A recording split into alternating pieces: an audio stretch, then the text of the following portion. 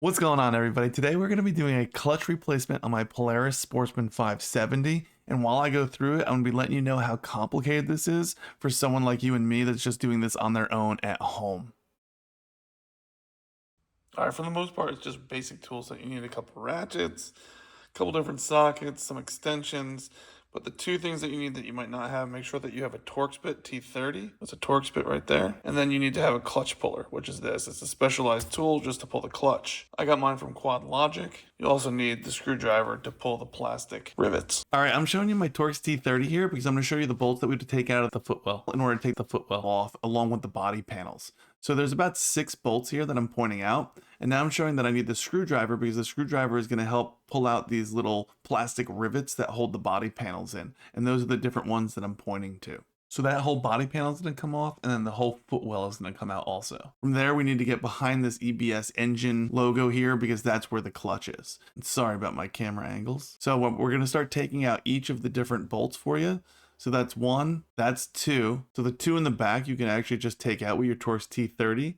The 4 on the bottom actually have bolts underneath, so you need to have a ratchet underneath, and then you need to use the T30 on top to get those off. And there's going to be 4 of those. So there's 1, there's 2, there's 3, and there's 4. All right, so we're gonna move right into using the screwdriver to start popping out these plastic rivets. Now, up to this point, if you can turn a wrench, you can do all of this. Really simple to get these panels off. I will say that these plastic rivets, while not hard, super annoying with the mud in them. Some of them are easier to pop out than others. Sometimes they come out as one piece, sometimes they come out as 2.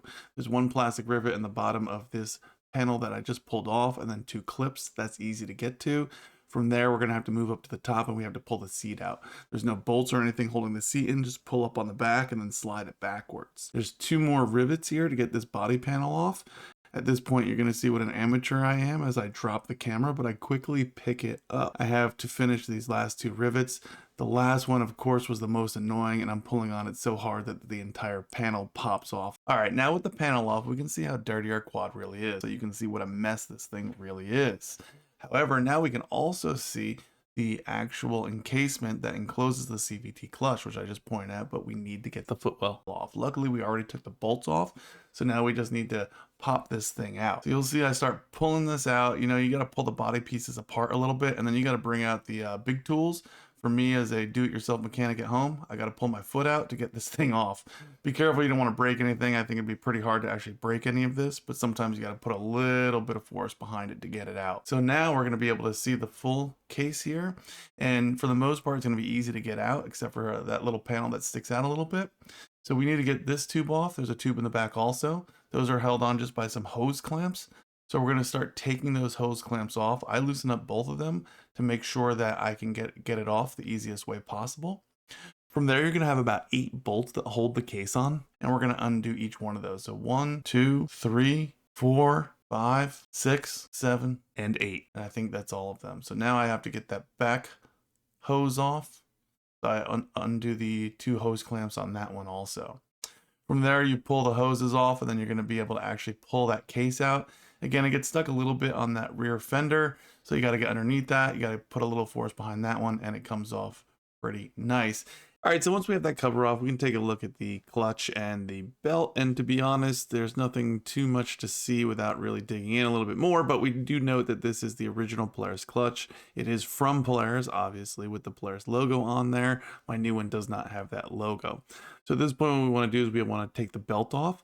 You need to put a little bit of brute force behind it to pull it up, to get it out of the back there, and then we're just going to pull it off to the side. This is a little bit harder than the rest of the job, but to be honest, it wasn't hard at all. The pain is getting the belt back on, which you will see in a little bit. With that off, you can inspect the belt. I can see that this one's a little bit worn. You can see it on there a little bit in the video, maybe not in the video too well, but to be honest, it was definitely worn. I wouldn't have replaced it if there wasn't an issue just yet. However, since we are replacing the clutch, we'll replace the belt also.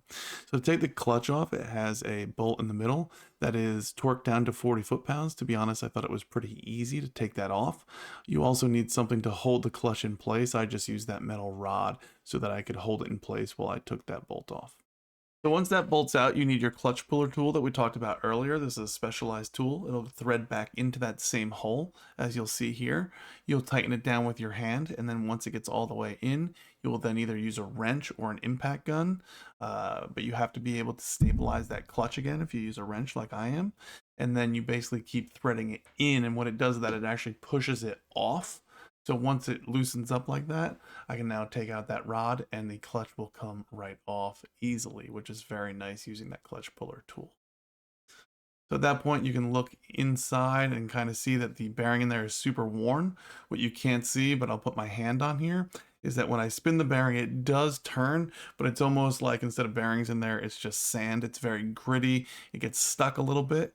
And if you look at my previous video when I was looking at the clutch spinning, still having the issue before removing this, you'll see how the back was kind of jerking forward. So now what we're going to do is that we're going to clean up the whole area, because when we put this clutch back, when we put the new clutch in, we want everything to be clean. We're going to put that back in. Basically, you put the bolt back in and you torque it down to 40 foot-pounds. So here you'll see that I have to put it in. And again, we're going to have to hold that clutch somehow.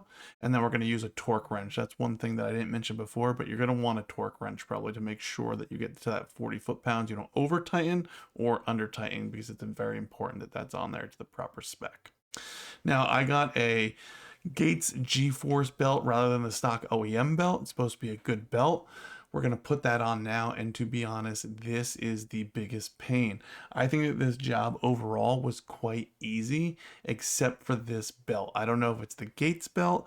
I don't know if it's something with the fitment that I had or what, but here I cut this extremely short. I had to stop. I was looking up videos, looking for suggestions, reading Reddit to figure out how to get this thing on, because it just seemed too tight. However, after playing with it for a while, it finally went on. Of course, here I am taking a break again, but of course, my camera fell over while I was actually getting the belt on, so it's going to cut scene to where the belt is actually on. The last thing we're going to do is that we're going to spin this belt a few times. What we want to do is make sure that it's seated properly before we start it up, because we don't want it to start up in the wrong position. So here we are, we're gonna start it up, make sure that everything looks good, everything's spinning properly, and we are happy with this. So all we have to do at this point is put it back together. All right, so we're gonna get everything back together. So first we're gonna take the case and we're gonna pop it back in here. We're gonna make sure that the hoses are hooked up properly, and then we're gonna start putting the bolts back in. I don't think you'll see me put all of them in, but here's one, there's two. Coming up is number 3. And basically once we get all that tightened up, what we're going to do is that we're going to tighten down the hose clamps again. So we had 2 on that side. We got 2 in the rear that we're making tight now. Then we got to get the footwell placed back in. Just like before, you know, you got to bend things around a little bit to make it fit right.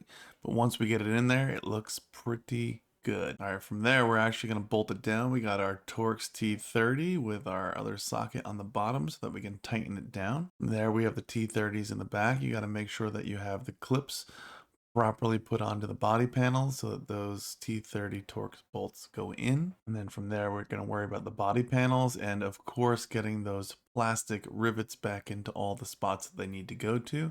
You have a few on the footwell, and then you have a few on the body panels up top. And of course, don't forget that extra piece that kind of pops in and has one more plastic rivet on the bottom. And then we need to put the seat on, slide it forward, push it down, and we're good to go. So we're gonna start it up one more time to make sure everything sounds good. And basically from there, we gotta break it in.